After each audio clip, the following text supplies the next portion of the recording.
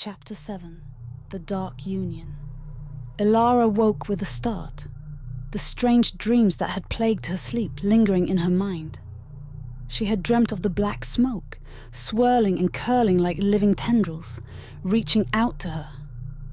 It was as if the entity within the artifact was calling to her, beckoning her into the depths of its ancient prison.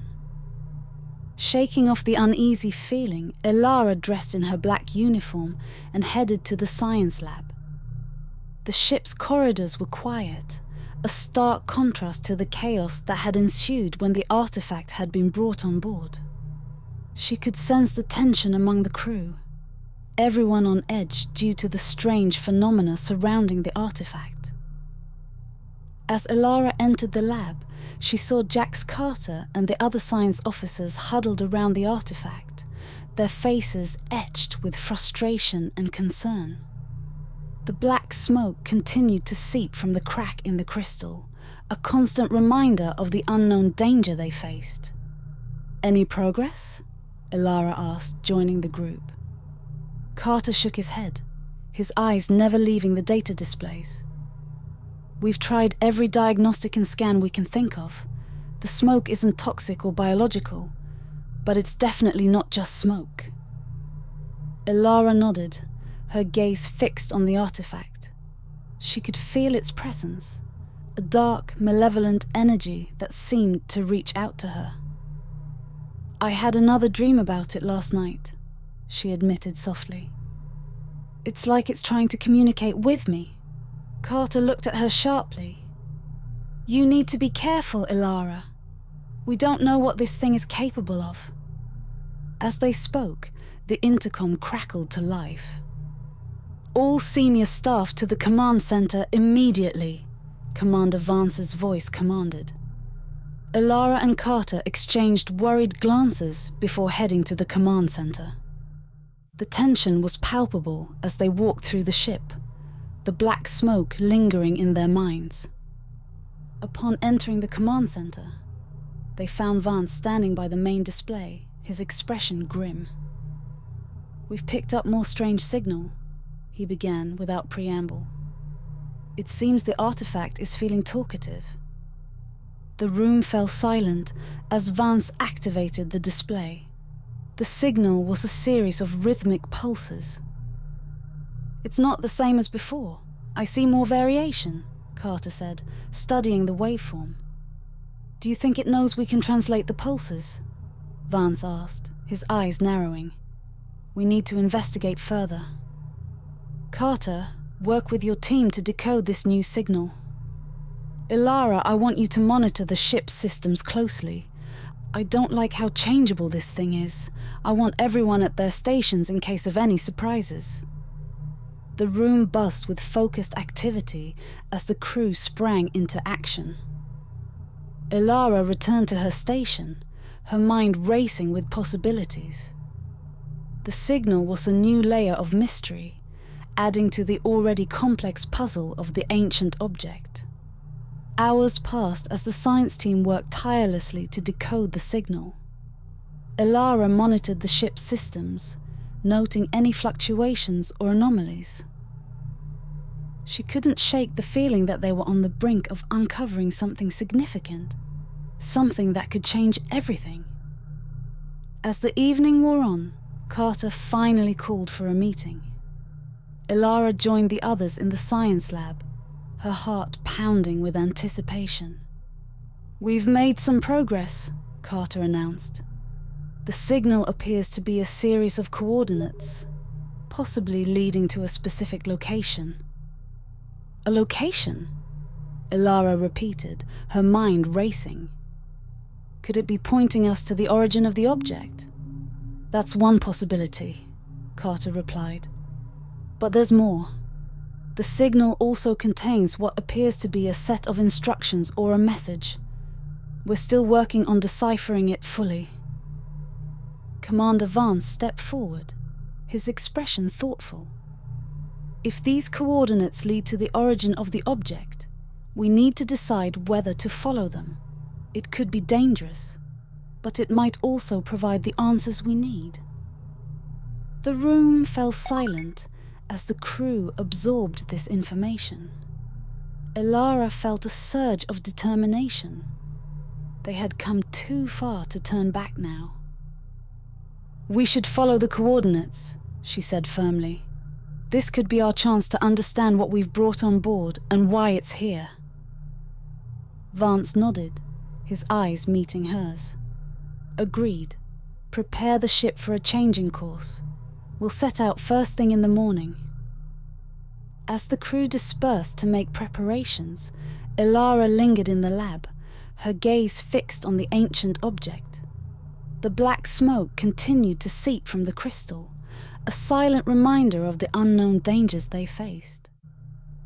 But with danger came the possibility of discovery, of understanding the mysteries of the universe. Elara felt a sense of purpose settle over her. They were explorers, voyagers into the unknown, and they would face whatever lay ahead with courage and determination. The Nova's journey was about to take a new and unexpected turn, and Elara knew that they were on the verge of uncovering something extraordinary. The path ahead was uncertain, but she was ready to face it head-on alongside her crew. Chapter 8: The Dark Union. Elara's dreams became more vivid and disturbing. She saw the black smoke more clearly, felt its tendrils wrapping around her mind, whispering promises of power and strength. Each night, the entity seemed to draw closer, its presence growing stronger within her. One evening, as Elara sat alone in her quarters, she felt a strange sensation wash over her. It was as if the air had become thick, charged with an unseen energy. She shivered, pulling her uniform tighter around her. "Elara," a voice whispered, soft and insidious. She turned sharply, but no one was there. Her quarters were empty, yet the voice echoed in her mind. "Who are you?" she demanded, her voice trembling. "I am beyond your comprehension," the voice replied, a hint of amusement in its tone. "But you may call me Korrath." Elara's heart pounded. "What do you want?" "Freedom," Korrath hissed. "For eons I have been trapped within this prison, sealed away by my own people to prevent my return to your dimension. But now, through you, I can be free." Elara's breath caught in her throat. "Why me?" "Because you are strong, Elara. Together, we can achieve greatness. I can make you powerful, more powerful than you could ever imagine." Elara shook her head, fear and confusion warring within her. "I don't want power. I want to understand." Korrath's voice softened, almost persuasive. "And you will. Together we will unlock the secrets of the universe. But first, you must accept me." Elara hesitated, her mind racing. She knew she should resist, that whatever Korrath promised, it couldn't be worth the risk. I don't know," she whispered. "You have no choice," Korrath replied, his voice growing darker. "I am already within you. We are one now." A sharp pain shot through Elara's head, and she doubled over, clutching her temples. The room seemed to spin, her vision blurring as Korrath's presence enveloped her mind. She felt his dark energy coursing through her veins, intertwining with her own. "You will see," Korrath murmured. "You will see the power we can wield." The pain subsided, and Elara straightened, her breathing ragged. She felt different, as if a part of her had been awakened, a part she hadn't known existed. At that moment, the intercom buzzed. "Elara, report to the command center," Vance's voice commanded. Elara hesitated, then rose to her feet. She felt Korrath's presence within her, a dark shadow that seemed to pulse with power. She knew she should tell Vance, but something held her back, a whisper in her mind urging her to keep the secret. As she entered the command center, Vance turned to face her, his expression serious. "We've detected an anomaly in the artifact. I need you to run diagnostics and report your findings." Elara nodded, moving to her station. She could feel Korrath's influence growing stronger, his presence a constant whisper in her mind. She focused on the diagnostics, her fingers moving deftly over the controls. "The readings are stable," she reported.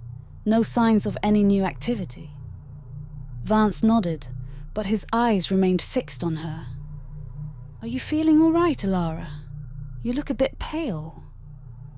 Elara forced a smile. "I'm fine, just a bit tired."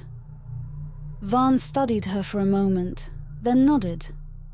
"Very well, but if anything changes, I want you to report to medical immediately."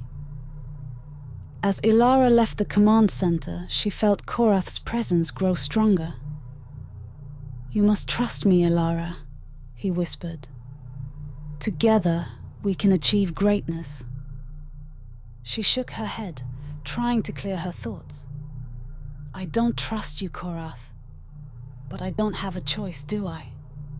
"No," Korrath replied, his voice soft and insidious. "You do not." The days that followed were a blur of activity. The crew worked tirelessly to decode the signal and follow the coordinates, each step bringing them closer to the truth. Elara could feel Korrath's influence growing, his presence a constant shadow in her mind. One evening, as she sat alone in her quarters, Vance's voice echoed through the intercom. "Elara, we need you at the command center." Elara rose to her feet, her heart pounding. She knew something was wrong, the tension in Vance's voice unmistakable. She hurried to the command center, her mind racing with possibilities. As she entered the room, Vance turned to face her, his expression grim. "We've detected a change in the artifact. The black smoke is spreading, and it seems to be affecting the ship's systems." Elara felt a chill run down her spine. "What do you mean?" Carter stepped forward, his face etched with concern. "The smoke is seeping into the ship's ventilation system. We don't know what it is or how it's spreading, but it's definitely not normal." Vance nodded. "We need to contain this and figure out what's going on. Until then, I'm ordering you and the rest of the EVA and science team to stay in your respective quarters in case it's some form of weapon. We want to minimize the risk of exposing the rest of the crew." Elara opened her mouth to protest, but Korrath's voice echoed in her mind. "Show them your power, Elara. Show them what we can do." Before she could stop herself, Elara felt her hand rise, reaching out towards Vance.